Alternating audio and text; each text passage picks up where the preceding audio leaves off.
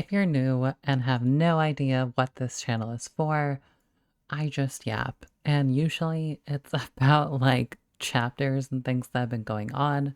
By the way, look at that sick fucking poster of Dan Dan Dan in the top left corner. Amazing. We're getting season 2, but I can't believe that we're getting Switch 2 before everything. We're getting we're getting the Switch 3 at this point, or like the next gen of consoles before Chainsaw Man even gets a season 2. But that's enough of my crying. You've come here for me to talk about probably like you probably want me to talk about the Nintendo Switch 2. That's probably why you like clicked on this. So let's talk about it. Let's discuss it. And thank you, Reddit, by the way, that person on Reddit that just kind of nicely ordered a bunch of them, every single thing that basically happened during the Nintendo Direct. Amazing. Outside of Nintendo of America having a a really bad time. I really feel bad for that one developer, but if I remember their name and if this is in like proper order, I'll talk about it again. But the first thing that comes to mind is Mario Kart World. As you know, that was probably the first title that people were like, whoa, like this is the new Mario Kart. They were like displaying it on the new Switch system. That was interesting. Like I I don't know what to say. I'm baffled by like what they've done. Not only are you like driving to the other courses, is that what I should be calling them? I want to say class, but that's wrong. But the other courses, and that's really cool. Kind of going off the tracks and things like that. It seems like there'll be wheel configurements, or at least the wheels that we're default like using are good for like off-terrain stuff. So that'll be interesting. A lot more characters. You know, we got our beloved Moo, which looks really fucking funny on a cart, but I know my partner will be very excited about that. Um, what else? We got the penguin that everybody loves murdering. Or maybe I'm thinking the wrong one, but I got reminded of the penguin from Mario 64 that everybody just has a death wish for. I mean, they deserve it. They blew up something.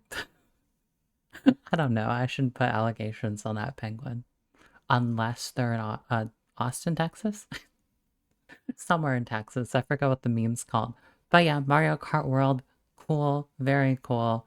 You want to talk about it? Or you want to talk about anything that I do mention? Pop in the comments. Go for it. Now, next up is Elden Ring. Pass. I just don't care. I think it's a statement of intent with the console, I think, though. Like, I don't care about the game. I think Dark Souls and Elden Ring and that kind of thing is really fucking lame to me. But as much as I strongly feel that, don't let that deter you from, having this now one-stop shop of a Nintendo console that you have your Elden Ring, like, fix, right? I think Tarnished Edition is probably... Is that the new one? I don't know. As much as I totally care about Elden, I have no idea. I have no idea. But I think as much as it's great to people, potentially, that Elden Ring is on this console, I think it's to prove a point that people have kind of been bitching about. Hey, the Switch 2 is really weak. Like, now, like, try some, right? And we're gonna see it in the next one with Breath of the Wild and Tears of the Kingdom, where we start to see this new quirky thing that Nintendo is doing. I say quirky thing. I mean, I think I understand why. Because I think those original cartridges were built in a way that they were optimized for the original Switch. Now, if the rumors are true, I say rumors, I mean, if what they claim is true, they built the Switch 2 from bottom up, which means they've kind of redone it. And I kind of like that. It kind of reminds me of like, I think it was Steve Jobs or something, where like, um, what was it? Like he got like an iPhone or whatever. I might have like the people wrong, but he put it in like a fish tank and then he's like, go do it again. I don't remember the story fully, but it kind of reminds me of that. Plus, I think it's a mix of, I do think that they're listening to us. I think um by having upgrades and like Breath of the Wild and Tears of the Kingdom, they really do care about that immersion and those performance issues. And now, like, you can kind of use your phone to like be like your navigator and stuff like that. It's all about the experience. And I think Nintendo really wants to make sure that you have this nice immersive experience that we remember probably from like the Wii days. That's probably like the most explicit that we've had that. Metroid Prime 4 Beyond, Samus is cool. I don't really have much else. Like, I think I played a little bit of a Metroid at a gaming bar, like for a little bit, and then I gave up because I'm like, no, it's not for me.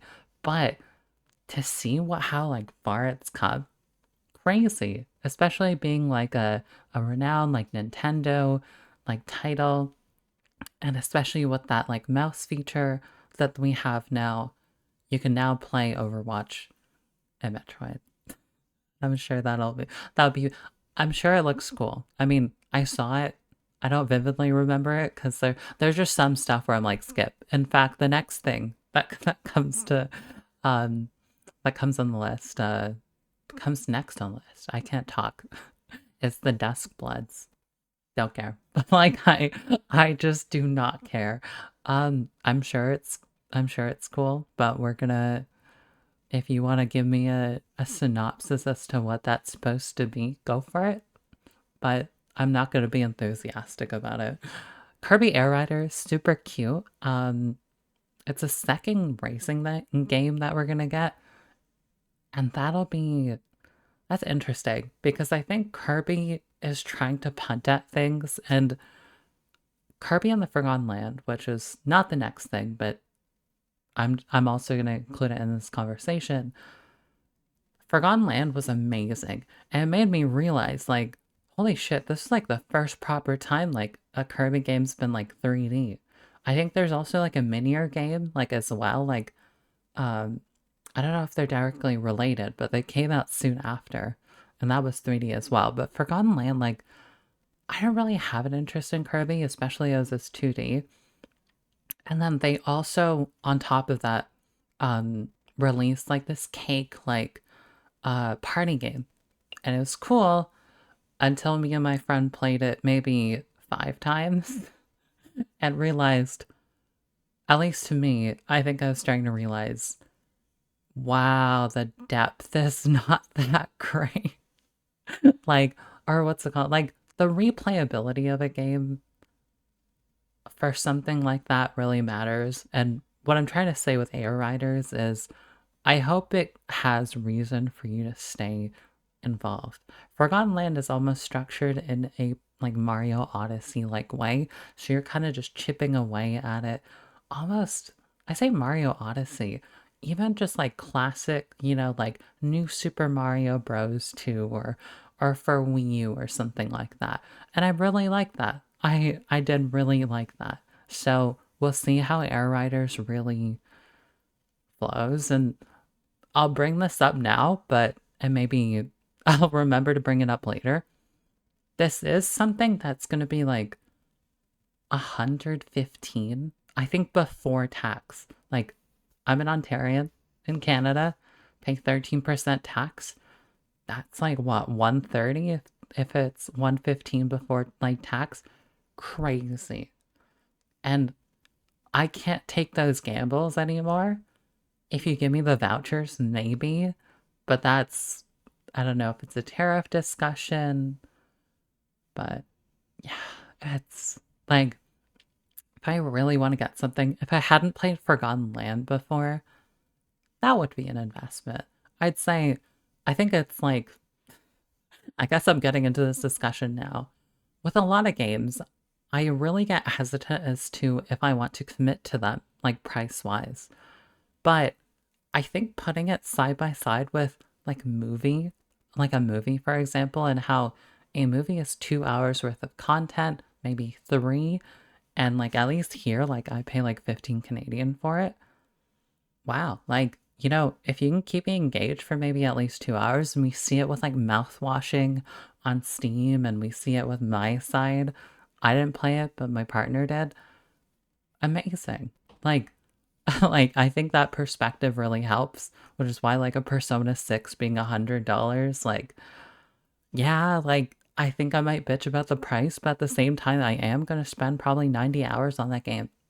So I think I think that's like an important thing to bring up in this kind of discussion. I think Bonanza was the last one, so this is definitely not in order. But Donkey Kong Bonanza, interesting. This is the place where people thought at the very end that they were going to talk about like a Mario 3D game or like show it off, like Odyssey 2, Sunshine 2. I'm coping. We're gonna get Mario 128, even more coping. Or like Smash, right? Or something like that. But no, that's interesting. I think they still have a Christmas season to work on stuff. I think when transitioning from one console to another, some games are just gonna have to like potentially just be delayed. Like they might have thought like ZA, for example, which I'm gonna get into next. ZA will be on both Switch consoles. And you're gonna have to make those games knowing that it's for both consoles. For like a 3D Mario game, it's possible that until like they were very like what am I trying to say? Once they grasp like the Switch 2 formula, I don't know how to code, or I know a little bit, but not to this extent. Like there's a level of, hey, we built this for Switch initially because maybe the Switch 2 prototypes weren't quite like done and we didn't know what to scale it to for certain things. Like there's a reason why Breath of the Wild and Tears of the Kingdom now have like not patches, but like additional like things to help it transition to a Switch 2 console. Like they're probably just making sure that you don't have to pay for that, right? So I think there's an element of that, but Bonanza is its own thing. I think it's great. I think Emil, aka Sugar Conroy, I saw his reaction, or like his like predictions. Like, yeah, we're probably not gonna get Donkey Kong. Well, we will probably get like a Mario like game today and stuff like that. He was so wrong, but it was amazing, and I think he saw the funny in that, and yeah, I think it's finally time for him to shine and great. Like I think like it really exposes people to the Donkey Kong franchise and probably could trickle down into people wanting to play the other games. Like I think Tropical Freeze was a thing at some point. I can't say that I'm familiar with them, but I think getting Donkey Kong in the heads of people is a good move. Like, especially given that Mario in the heads of people, I think Mario Kart can do that. Like the Mario fans, cool. But being like Bonanza being the big thing, that can work. Now we go into I got Hades next on this list. Not a fan, or I don't know. I shouldn't say not a fan. I think I'm not a fan of the gameplay per se. I think I will just like lurk and watch people on Twitch and stuff like that play it, and it looks like a legendary game in its own and in its own like bubble. But yeah, I'm glad that Hades 2 or Hades got a sequel. I don't know like what the situation with more of its games coming out over the years will be, but exciting times for the Hades fans. And I'm happy for y'all. Legends ZA. I hope my camera tilt didn't affect my model that much. Legends ZA. Interesting. See, I I had this bold prediction that they weren't even actually going to talk about Pokemon Legends ZA, neither in this direct or the previous one that we had last week. I thought that Pokemon would like to withhold their information, like on ZA and stuff like that. And to me, maybe that was me just kind of projecting and just like wishful thinking, because I think this doesn't just apply for Pokemon, but I think it applies to me the strongest with Pokemon. I wish not. I wish I miss not knowing everything. I miss like blindly going into games, and the closest thing to that I probably got recently was Ultra Sun, Ultra Moon. Um, well, alongside like Scarlet and Violet, just because I don't think I properly played Sun and Moon, and then I finally gave it like a proper go, and it's one of my favorites. And I think with ZA, I go, wow, like all these leaks, and we've got Riddler coup and all that kind of thing, and it feels like I can't escape it. I want to know fucking nothing. I want to see like the main characters, which is like Harmony and Paxton. That's their name. And like those two characters and maybe like a rivals that are for some reason gender assigned like opposite. I don't know, like the lesbians are seething. um, but let me just see that. Let me see the box art. Let me just like bring it home and be like, whoa, I paid $130 for it. But other than that, like just kind of like letting my curiosity like play that game as much as I want to. And I love Pokemon. And yeah, I think all these leaks, all these almost discussions, like kill it a bit. I might be in the minority of that, right? I'm used to being in a minority for things. But anyway, you know what isn't I don't no, that's not a good transition, Mafi. Um Deltarune.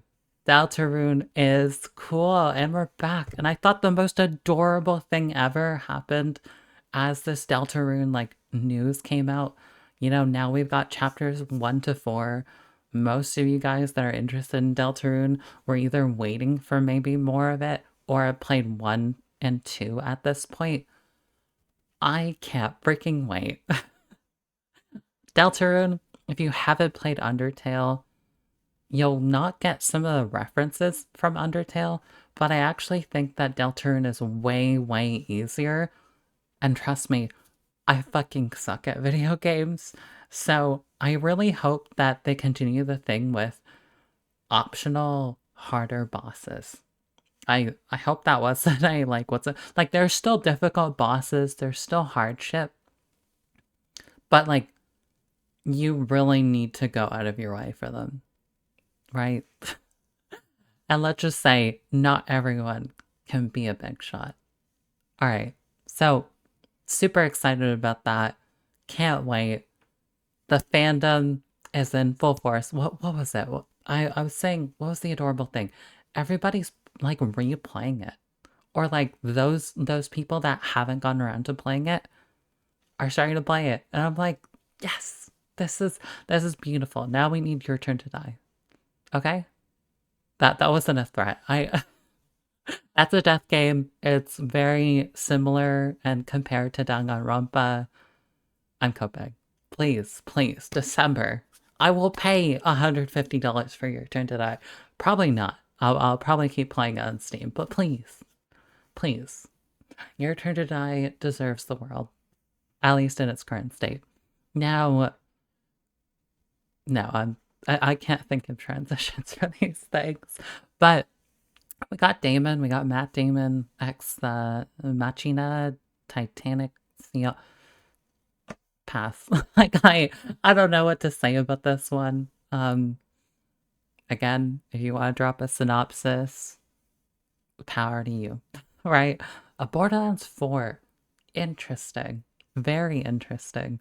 Not for the reasons that some people might think, but I think I have like a bit of nostalgia just because I never played it, but my best friend in middle school growing up played, I think, one, and I don't know if two was out. It might have been two. And like they were eating that shit up. So seeing that this series has really um like continued to like chug along and stuff like that, it's great. And now I think we're seeing with this more powerful system that games like this can now be on Nintendo, which is super cool. Let me let's water break. We'll water break together. I also don't normally cut things. This is not very edited. There won't be any music. You might even hear like background noise. That's okay, right? I'm some B-Tech moist critical here. Or I like to also kind of go B-Tech Zealandism if you're a fan of Football Manager. All right, now let's drink.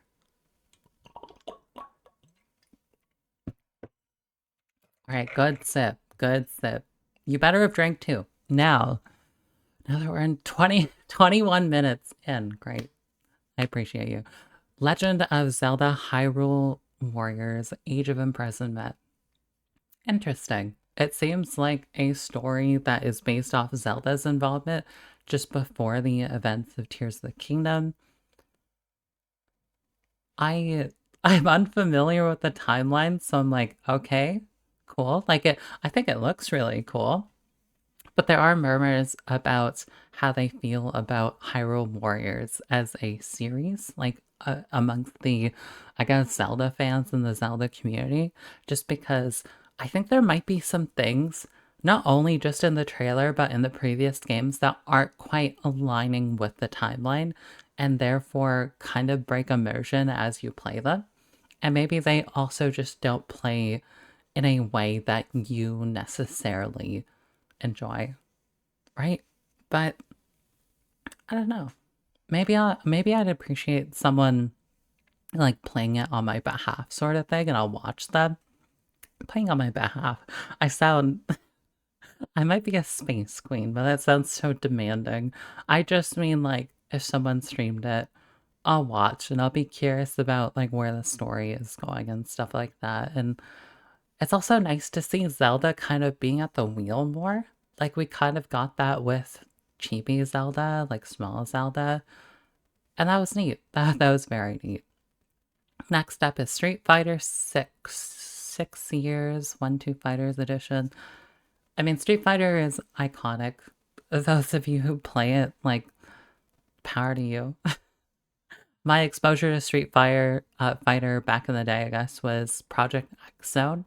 I don't know if you guys remember that. I'm just that old, maybe. You guys played the 3DS demo, right? Please tell me you did. I never got around to Project X Zone 2, but that's how I got exposed to those characters. So to see Street Fighter 6, I think there was like Chun-Li and the other gang, maybe Ryu. See, like I've definitely forgotten like the cast at this point, but hype. I imagine it's hype. I hope it's hype. I hope you enjoy Street Fighter 6 if you're hyped for it.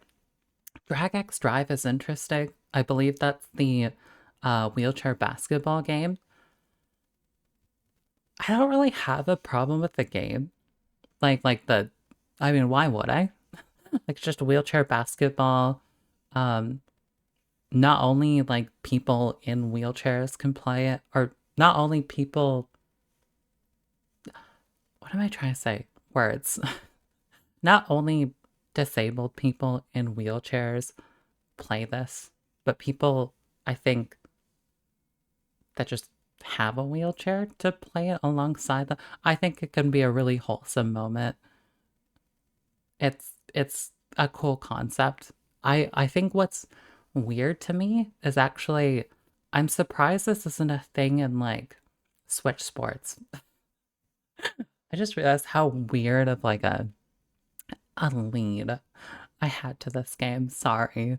But I think it like the font seemed kind of like Nintendo fonty sort of thing. So that's kind of what I was like focused on. Maybe you were too, but yeah. I just hope that those people that are excited about drag. I hope all these games aren't like 90 USD. I think some of these are like you really have to go back to, hey, what's the replayability of this? You know? That makes sense. I As games get more expensive, be careful about like what you spend your hard dollars. The bricked up. Hard earned dollars on. Um and maybe it's on the next sports. I think like skating is a sport. Tony Hawk's Pro Skater 3 plus 4. I imagine that's just two games that traditionally were separate, added into the same thing. We also had the quirky SpongeBob thing. Not for me, but then again, I was interested in that one game that got delisted on Steam. Oh, I forgot what it's called. And I thought that was cool. So maybe it's a vibey game. Again, hoping it's not that excruciating price and that you can get it on like game at GameStop or something discounted.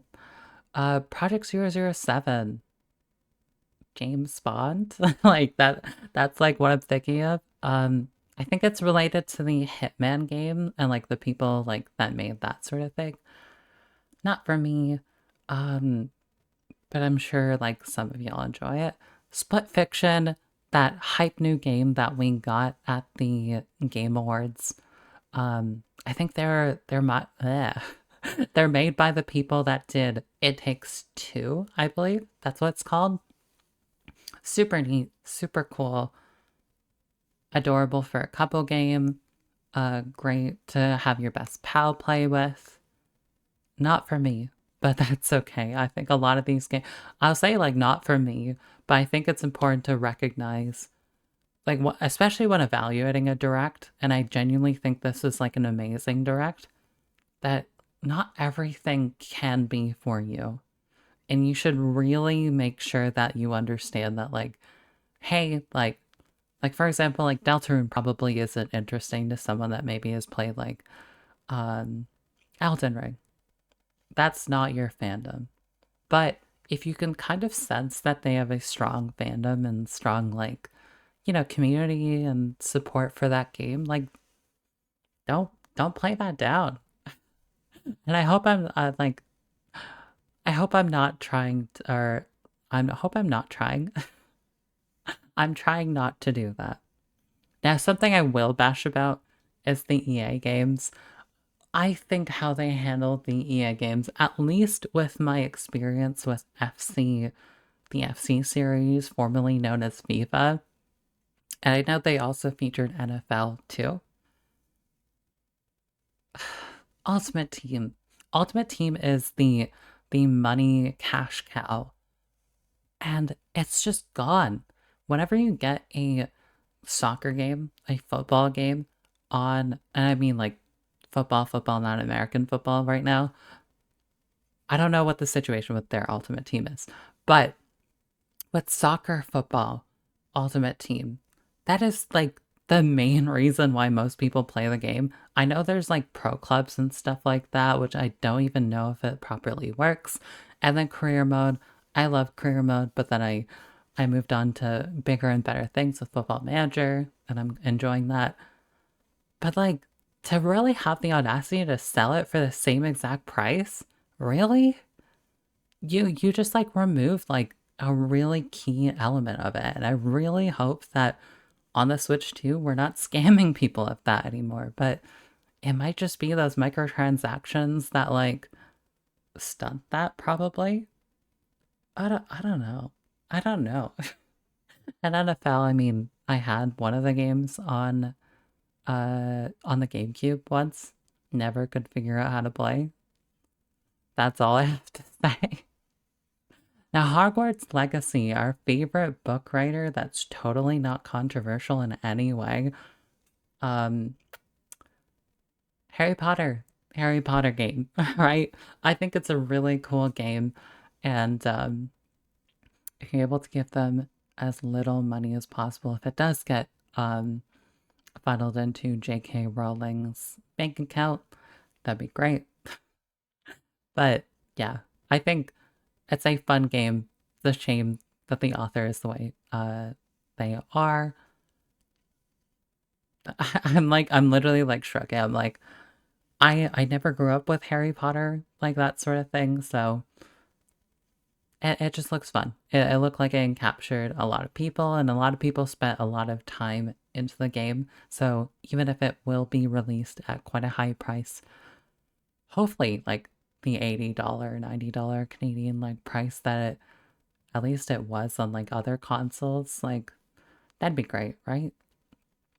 Wild Hearts, I don't actually remember at all.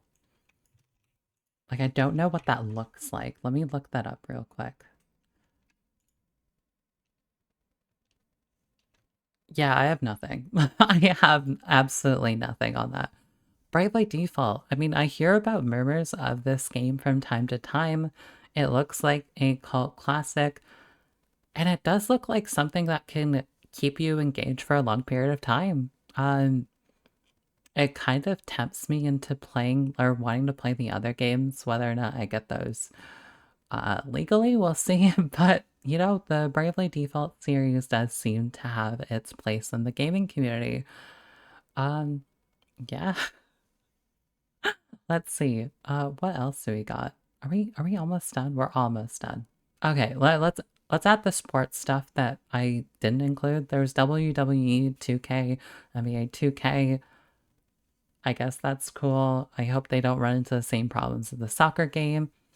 Kunitsu Gami, Path of the Goddess. This is where we like go into stuff like I'm probably just gonna like add these all into the thing because or like add into the same conversation just because I'm unfamiliar with them and therefore it probably didn't really stick with me. Um Kitsugami, Story of Seasons, Grand Bazaar, um Nobunaga's Ambition, Survival Kids, and Enter the Gungeon too.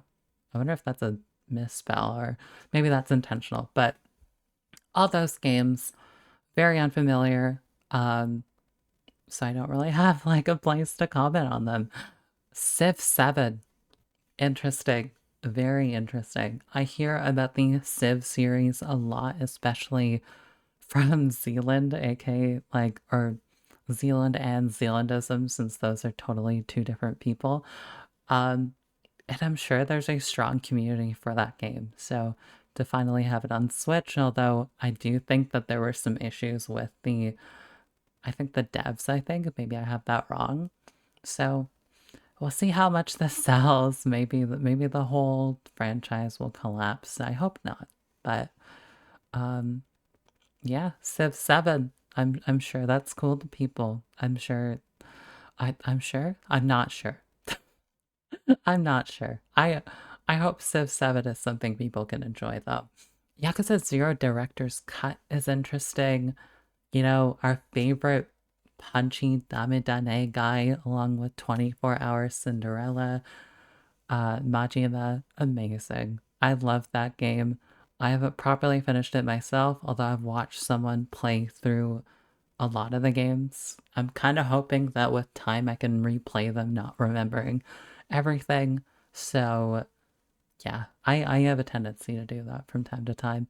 I'm trying to do that with Ace Attorney, which is not on here, but I'll forget some things. I'll forget some like very important twists and things like that so I can enjoy it. So I think a great way to get into the series, Yakuza 0, chronologically is the one you'd start with, but didn't necessarily it didn't necessarily come out first. It went 1, 2, 3, I think, then 4, 5, 6, and then 1, 2 happened again, and then 0, something like that. So if you notice that as you continue on with the series, that the games look like they've almost got worse a little bit, like for a few games in terms of like quality. Not in terms of story, I feel like, but in terms of the oh, why are we back at like polygons that look like Hexagon has and stuff like that? That's why. And Yakuza 0 is super hype. And if you're going to enjoy it, or if you're gonna play it, I really hope that you do enjoy it. Um, and I think that's it. I think I've covered all the games. Cool, cool. And then they also have this part of mention of platform. Oh wait, no, I got the thing open. Chief Leaf 22. Shout out to you. Or wait, no. Wait, yes? Printiel? Shout out to Printiel? I think Chief Leaf did the mega thread. But shout out to Printiel. Um Talking about the platform and stuff like that. So game share overview and I guess game chat and stuff like that. Say that's probably part of the same thing. So we basically got new Discord now with YouTube, with Nintendo Switch, and I love the freaking honesty with some of this stuff. Like it's not the best quality, and that is just going to tend to happen. But I think aside from any concerns about, you know, don't talk to freaking strangers, but like strangers. I know I've had lots of online friends over the years, but yeah, I'm hoping the newer generations aren't naive and it could be a scary place. Amino was a scary place. I hope you're out of the Amino hell, but it can be cool, especially if it's with people that you actually know from like school and stuff like that. Wow, I'm peeking. Wow, I'm peeking. I think it's not for us. I think if you've gotten Elgato, if you've gotten a game capture, right, you're probably just playing it on your PC anyway, and you hop on a Discord call, whatever. I think PlayStation or Xbox have Discord. It might be Xbox actually that has like Discord built in. So it's probably Nintendo going, hey, we should probably do something similar.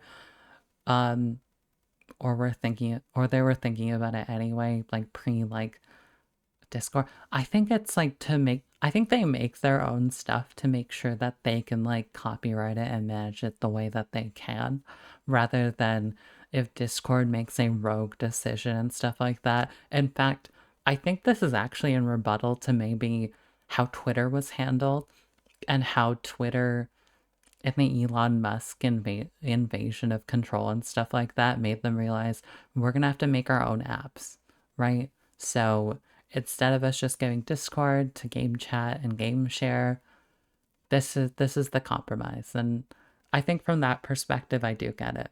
Although I miss Miiverse and I wonder if we'll ever get that.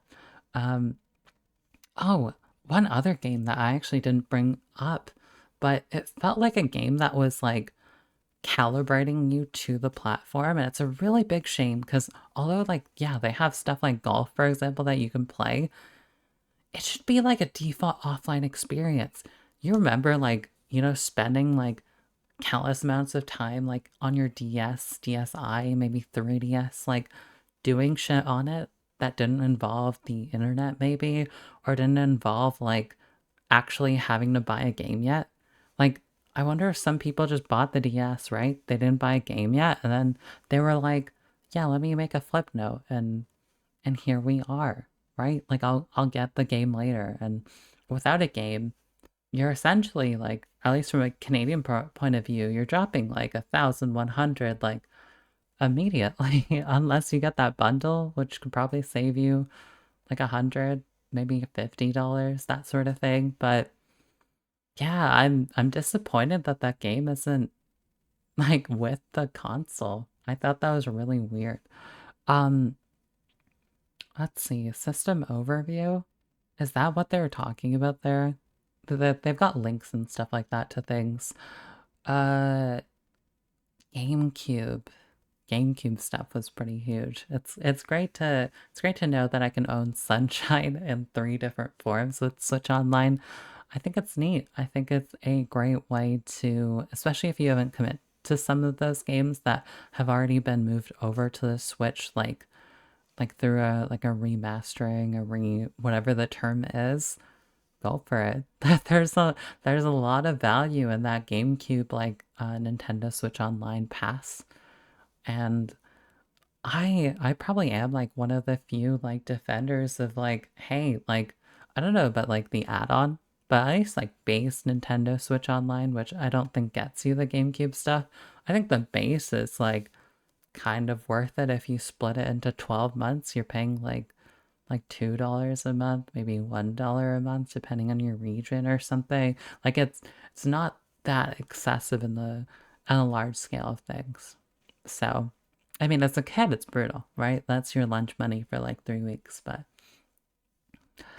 yeah, although, do parents even bother trying to give kids lunch money? Imagine I spent like $2 on my lunch in middle school, like a good beef patty and a soft drink. They were nice and probably didn't charge tax and stuff like that.